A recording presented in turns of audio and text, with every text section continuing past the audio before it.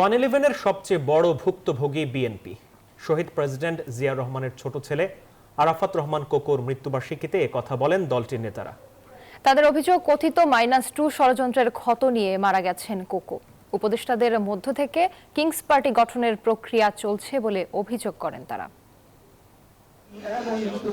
বিএনপির ভারপ্রাপ্ত চেয়ারম্যান তারেক রহমানের ছোট ভাই বিশিষ্ট ক্রীড়া সংগঠক মরহুম আরাফাত রহমান কোকোর 10ম মৃত্যুবার্ষিকী। শুক্রবার সকালে রাজধানীর বনানীতে তার কবর জিয়ারত করেন বিএনপির জ্যেষ্ঠ যুগ্ম মহাসচিব রুহুল কবির রিজভী ও দলের নেতাকর্মীরা। পরে সাংবাদিকদের সঙ্গে কথা বলেন রুহুল কবির রিজভী। বলেন, উপদেষ্টাদের মধ্য থেকে কিংস পার্টি গঠনের প্রক্রিয়া চলছে। এ ধরনের দল গঠন হলে তার নিরপেক্ষতা নিয়ে প্রশ্ন ওঠা স্বাভাবিক। আমরা তো এই শুনছি যে সরকারের ভেতর থেকে কেউ কেউ রাজনৈতিক দল গঠন করার চেষ্টা করছে। তাহলে তো সরকারের নিরপেক্ষতা নিয়ে জনগণ প্রশ্ন করতেই পারে, মানুষ প্রশ্ন করতেই পারে।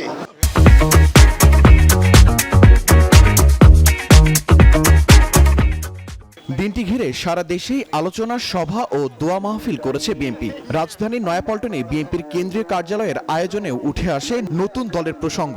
নেতারা বলেন, গণতান্ত্রিক উপায়ে নতুন দল এলে স্বাগত জানাবে বিএনপি। 1-11-র সময় বিএনপি ভয়াবহ পরিস্থিতির মুখে পড়েছিল বলেও মন্তব্য করেন তারা। অনেকে বলেন নতুন একটি দল হচ্ছে আর বিএনপি নাকি তাকে জেলাস করছে। এই কথা যারা বলেন তারা জাতির শত্রু। আমরা স্বাগত জানাই যারা দল করবে, যারা দল করবেন তারা গণতান্ত্রিক প্রক্রিয়ায় দেশটাকে পরিচালিত করবেন। আমরা সহায়তা করার প্রয়োজন পড়লে। ঢাকা রিপোর্টার্স ইউনিটিতেও আলোচনা ও দোয়া মাহফিল হয়েছে। নেতারা বলেন, জিয়া পরিবারকে ধ্বংস করতেই কোকোকে হত্যা করা হয়। বেগম জিয়া, শহীদ জিয়া, তারেক রহমানের যে পরিবার, সেই পরিবারকে ধ্বংস করার জন্য যে উদ্যোগ ছিল তারই অংশ হিসাবে আরাফাত রহমানকে খুন করা হয়েছে।